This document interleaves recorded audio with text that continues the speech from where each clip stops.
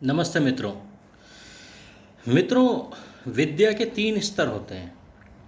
सबसे निम्न स्तर होता है स्मृति का स्तर, अर्थात जैसा भी हमने पढ़ा या जैसा भी कहीं से सुन लिया या देख लिया, उसको वैसा ही स्मृति में धारण कर लिया और उसको वैसा ही सत्य मान लिया। दूसरा स्तर होता है बोध का स्तर, अर्थात जैसा हमने पढ़ा, सुना, लिखा हुआ देखा, उस पर हमने चिंतन भी किया, मनन भी किया, उस विषय को समझा, तब हमने स्मृति में धारण किया।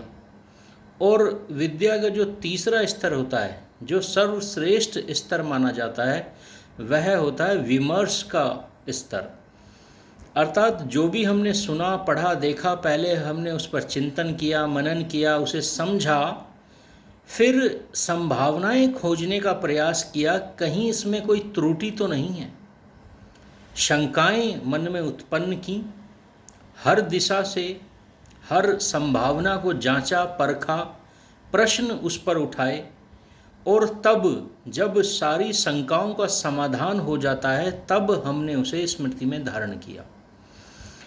आर्यों, आज हमारा क्या स्तर है?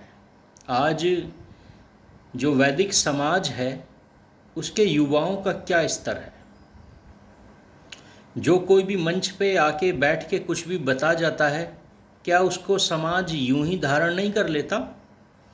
क्या हम प्रश्न करते हैं? क्या हम शंकाएं उठाते हैं?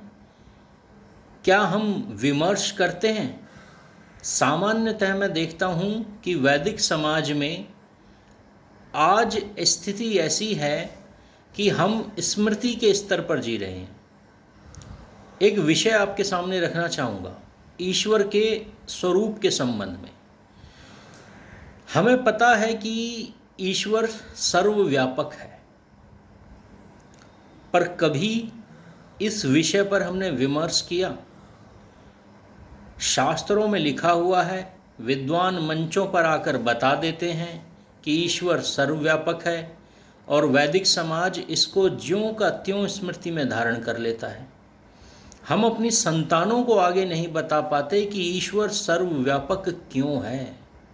हम इस विषय को न तो खुद समझ पाते हैं, और जब खुद नहीं समझ पाते तो आगे इस विषय को समझा नहीं पाते। और यह विषय इतना महत्वपूर्ण है कि इस एक बिंदु के समझने से आत्मा और परमात्मा दोनों का स्वरूप, सत्य स्वरूप सामने आ सकता है, सिर्फ इस एक बिंदु के सही से समझने से।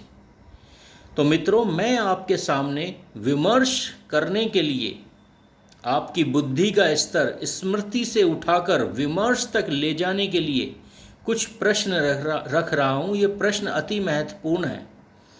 इन प्रश्नों के उत्तर जब आपको मिल जाएंगे तो समझ लीजिएगा कि आत्मा का जो स्वरूप है और ईश्वर का जो स्वरूप है, उसके द्वार खुल जाएंगे। यह वो पहला द्वार है ईश्वर और आत्मा के स्वरूप को समझने का। तो मेरा प्रश्न है कि ईश्वर सर्वव्यापक क्यों है? दूसरा, ईश्वर सर्वव्यापक कैसे है, अर्थात वह कौन सा गुण है जो ईश्वर को सर्वव्यापक बनाता है? तीसरा, क्या ईश्वर के अलावा कोई और भी सत्ता है? क्या ईश्वर के अलावा कोई और भी पदार्थ है जो ईश्वर की तरह ही सर्वव्यापक है? चौथा, अगर कोई और सत्ता है जो ईश्वर की तरह ही सर्वव्यापक है, तो क्या उसके भीतर भी वही गुण हैं जो ईश्वर के सर्वव्यापक होने के लिए जिम्मेदार है?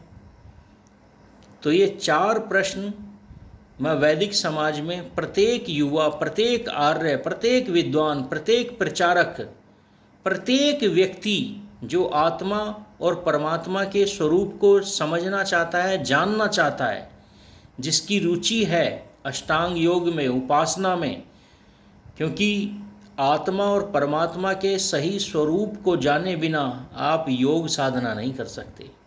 तो प्रत्येक आर्य के लिए, प्रत्येक प्रचारक के लिए, प्रत्येक विद्वान के लिए चार प्रश्न मैं दे रहा हूँ, और मैं सभी से निवेदन करता हूँ, प्रार्थना करता हूँ, इस विषय पर चिंतन कीजिए, इन चारों प्रश्नों पर चिंतन कीजिए और अपने उत्तर चाहे आपको उत्तर ना मिले, दूसरों से पूछिए।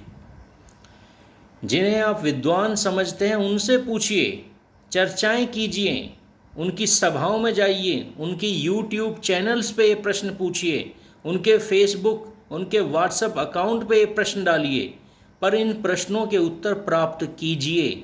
ईश्वर सर्वव्यापक क्यों है? ईश्वर सर्वव्यापक कैसे है? क्या ईश्वर की तरह कोई और सत्ता भी ईश्वर की तरह ही सर्वव्यापक है? और अगर है तो उसके पीछे भी क्या वही गुण है जो ईश्वर के सर्वव्यापक होने के पीछे है? और वह कौन सा गुण है? ये 4 प्रश्न अति महत्वपूर्ण हैं। अगर इन 4 प्रश्नों के उत्तर ये विद्वान दे देते हैं या आपके मस्तिष्क में इनके उत्तर आ जाते हैं, तो यकीन मानिए आत्मा और परमात्मा के स्वरूप को आप सही से जान पाएंगे। फिर आपको किसी विद्वान की जरूरत नहीं पड़ेगी इस विषय को समझने पे। अगर ये विषय आपको समझ में आ गया तो आत्मा और परमात्मा के स्वरूप को बिना किसी की सहायता के अपनी सरल बुद्धि से, सहज बुद्धि से आप समझ जाएंगे। यह वह द्वार है। हम बुद्धि का प्रयोग करना नहीं चाहते, करते नहीं हैं, करने दिया नहीं गया, इसलिए हम सिर्फ बाबाओं के भरोसे या फिर किताबों के भरोसे बैठे होते हैं। जबकि कुछ प्रश्न इतने सहज होते हैं कि हम अपनी सामान्य बुद्धि का अगर प्रयोग करें तो उत्तर मिल जाएं। मैं यह नहीं कह रहा हूँ कि शास्त्रों की ओर मत देखिए, पर जो शास्त्र हैं, जो शब्द प्रमाण हैं, वो भी न्याय दर्शन में 4थे नंबर पर आता है। उससे पहले जितने प्रमाण हैं वो सारे बुद्धि से ही प्राप्त किए जाते हैं। तो इस बुद्धि का प्रयोग करते हुए हमें शब्द प्रमाणों पर भी जाना है, पर वो बाद में जाएंगे।